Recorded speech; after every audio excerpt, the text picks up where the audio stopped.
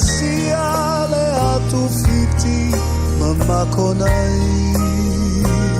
wetasi tofia lunei ai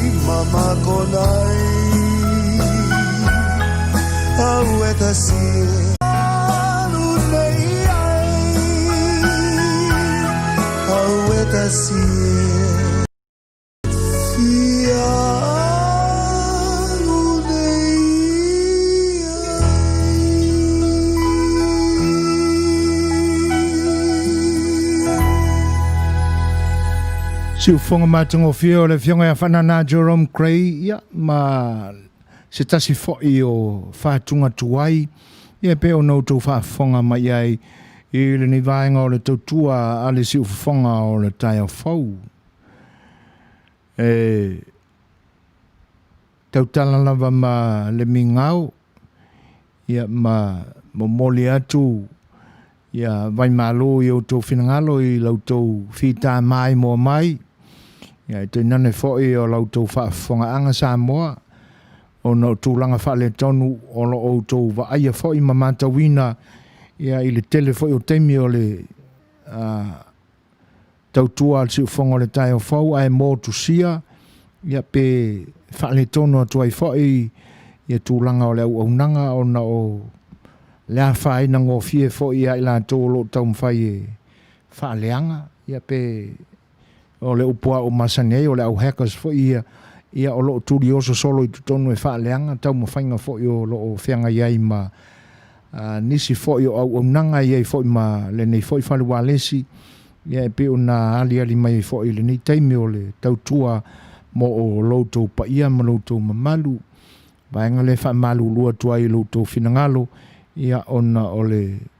pea whai o motu sia loutou mai moanga ma loutou fita whaafonga mai fo'i ia i vaenga e pe ona tau ma whai atuai sa mātou tautua awa au tau i le nei vaenga o le aso ia awalawane i eise atu popole fo'i lea pe whapea ua leanga lau device po o mafua ina e lea i o inei lava e mafua atuai ia ono iai fo'i tangata o lo hacking a mainga ma tau mawhai o disturb i o le tātou mafutanga ai o le taimi ua iai toi luas funu ma le 5 minute o na tāle o le tūlai 5 moni le lei le whinangalo e pe o na whaasoa mai si maota ia o le ali lava e ao na o tātou ave pe iai lo tātou manatu mau alunga ina i o tātou vi ia pea o ia o na o ana mea lofa mo i tātou ia ai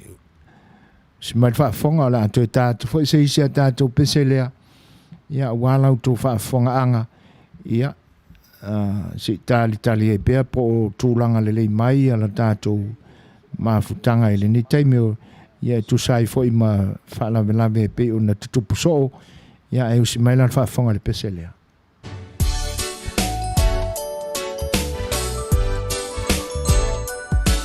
Yena Jivan and Building girls this one for you Yidama now she's so beautiful got me thinking what am I gotta do something like oh my goodness never seen something so beautiful all the things to compare her to her. So much in the hair, oh my goodness, yeah. Fat Sally, my oh my goodness, yeah. Pretty in the air, oh my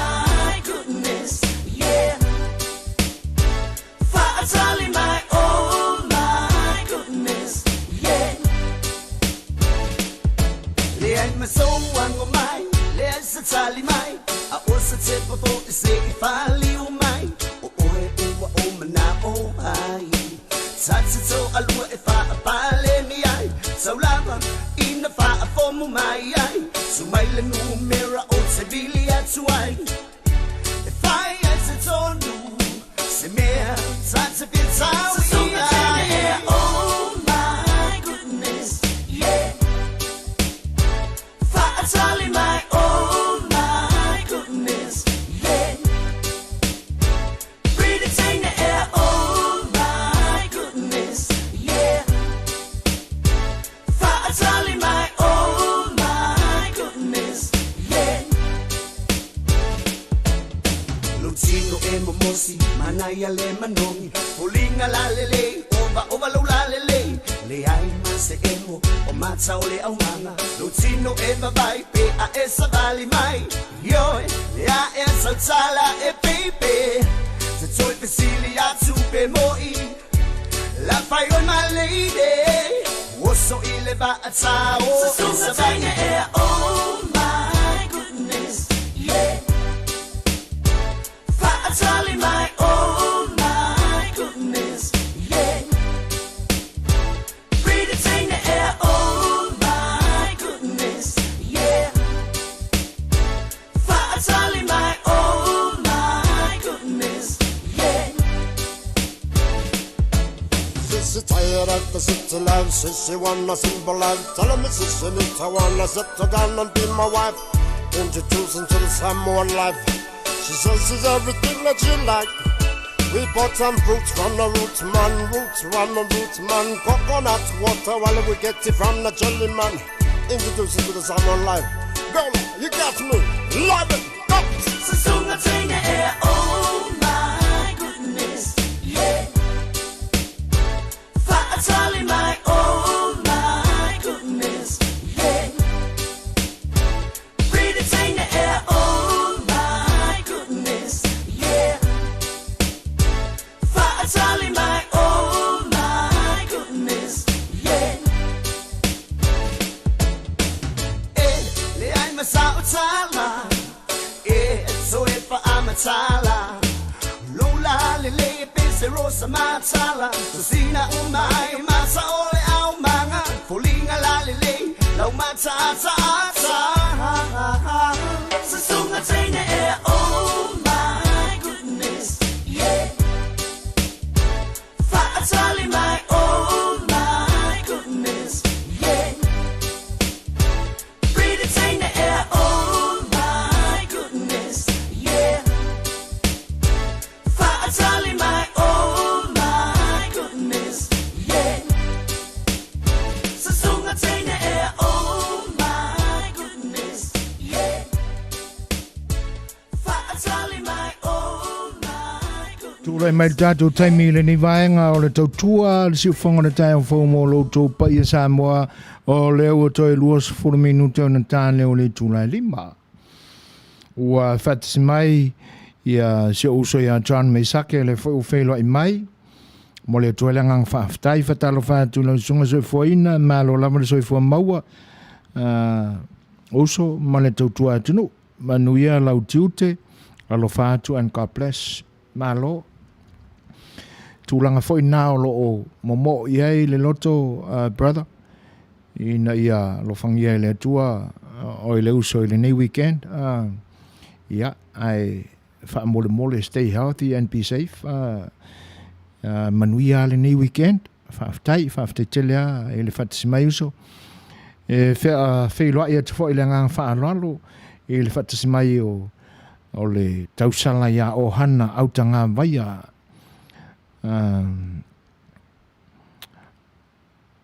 whaaftai te lea au hana o le nai Manuia i le anga le leo le atua i le fo i lau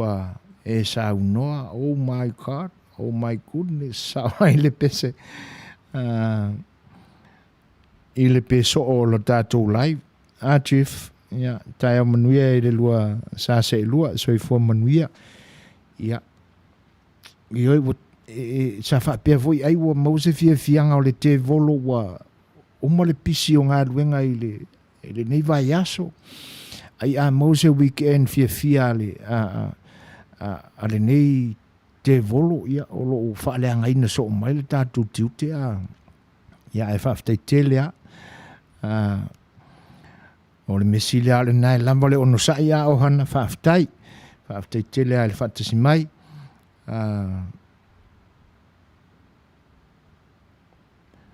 o le ua savaliwale atu le tātou te mito sefulu ma le valu minute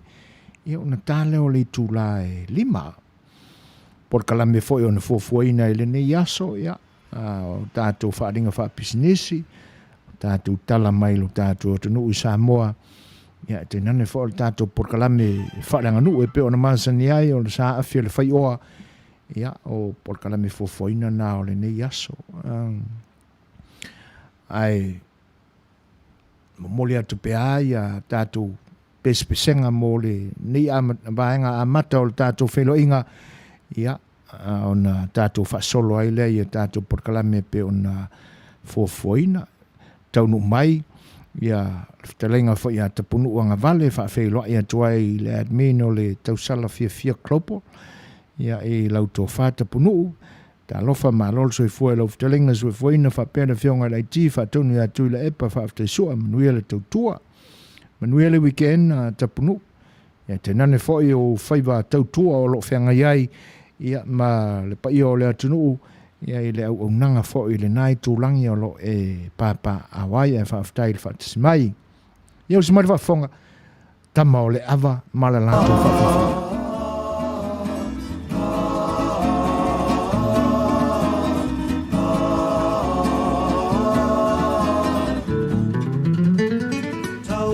Tala means too much talk. Savali means go for a walk. Talofaya te oe means I love you. Take it easy, fai le mu. Tala means too much talk. Savali means go for a walk. Talofaya te oe means I love you. Take it easy, fai le mu. Wamali e o, amane i le malo. Ele fai so loto, ai tu ulo fina malo.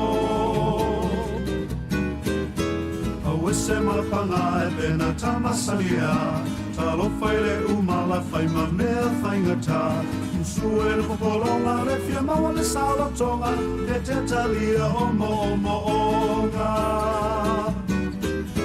Awese malapanga e pena tamasania. Talo fai le umala fai ma mea fai ngata. Musue le popolonga le fia maua le salotonga. E te talia omo onga. Wamali e o, alane i le malo. Ele fai so loto, ai tu ulo fina ngalo.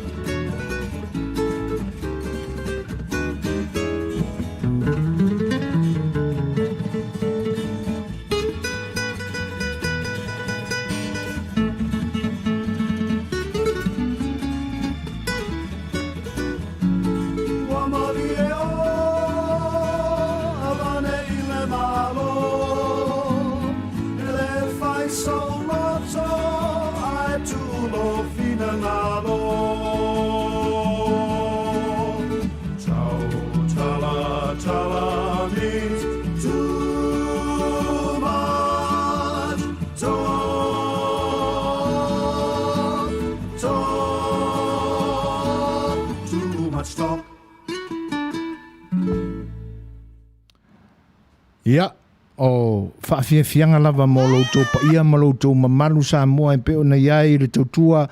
lo whalewana se o le siufonga le tai o fau i le nei aso ia o lo moli atu pea i maota malawa e tenane ia whai e ilunga o le ala po e tono le whalewhenga luenga ia mātou te o atua e tautua loutou pa ia i so seala e mawhai ai whaafeilo i atu i le whatasi mai o le sunga ia onosi ia le foi lau felo i mai malo se fo manuia lau sunga le li fa sa lau telinga se foi na malo fa malo si tu te ma fai va o le so tatu to foi fa malo onosi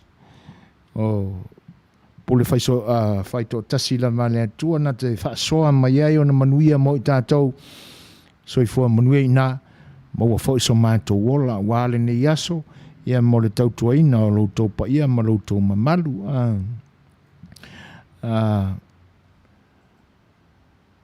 feiloai i le nganga fia ia paanga foi o le siufonga le tai au fau ia malo faaftai o hana tapunu ia o le uso ia John Meisake malo faaftai ia i le fafasoa inga o le nganga faafeiloai ia mawai pe ai tātou le fia a whea ngai ai ma tiu te tau whai o le nei vai aso. E si whaalinga mai si uso siampini le ia whata. Whapea lama au whaaleanga mea tātou te toi fo i ai ua ono sai lama whaai nei tūlanga pe ātūla i mai. O le sol manuia o loo sol manuia le tonga fitinga o COVID-19 i au kilani nei. O loo tū mau le level 3 se i au lia lea songa fua whaai loa mai ai antisinta pe mei i lalo pe lunga fo i le lockdown. To tele tangata Pasifika wa fia i South Auckland ma o loo ngā lulua poia le community e fo ia ma ua wha solo ina tu mama ina. Ese le mātango fie o le sai mai a le Pasifika community e support le sai mai. Ngā luenga la veai. O se li poti la tamai o le a whailoa mai i le lua i tūla o loma nei. Malo, whaaftai tele a whata e tusai fo ia o le updating o kaku news mai nai au kilani. O le tūlanga nai mātango fiai. O le tauwhai ngā lulua whaatasi o le community. Le anga e le whaapea e whaaulaula le sao le koviki ari. Le e le ula i eises. Io e pe o ia upo le o lo tātou ngangana i fo i le nei vai tau. Whata malala i ele tangata. Ia o lona winga ia ua tatalala vai ia le whai tutoa e uru fale ai se no fuanga sa le tau na uru fale ia i le nei vai tau o le soifuanga. O le tūlanga fo e o lo i ai mātou i nei whata ma le whaafonga anga le atunu.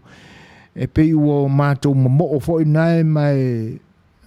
ina ia tailua mai aso ma whaile si a kinga. Le anga saune le tali o le isi si a kinga wa uma o lo negative. Ia aile mai loa la le isi whai tūla o mua. E le o i loa fo i pe whape i tai au. Ia o le fo i lae whaatali le unga o le si a kinga sa whai le mato e kalisia i le aso lulu na se mai atu nei. Mai o tūlangana o le a tau mawhai e so taipe le Health Department al nei ai o Long Beach. Ina ia tailua mai aso ma maua se a manoa siaki ai. Ai whaaftai tele a whata o le nai whaailoa mai le ngā lulu e whaatasi o le community. Ai eila se si o iloa sona manatu fo i le te e ma whaatu ala i ai. Ia, ile le ia se dua le whae ave i se mea lofa makango fia i ai ali i whata. Ia, ma le anga wha alo alo vai ane le wha fonga anga le atunu.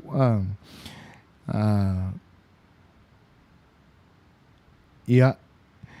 e le lopo o tātou tangata e mafua ona umi le sau ale virus ari o ana ai mali foi pe fa pe moni le nata mate ia ma le nala ngona inga ia se fiti ele me ia tatou talo sia ia ai tatou tau foi te talo pe ina ia mave ona fo ia ia nei atunga lunga ma nei vaenga e tātou te nofo popole iai ai ua ne ngalo le ai loto il tātou tua mai tātou tātou tapa tua ma le wha maoni ia te ia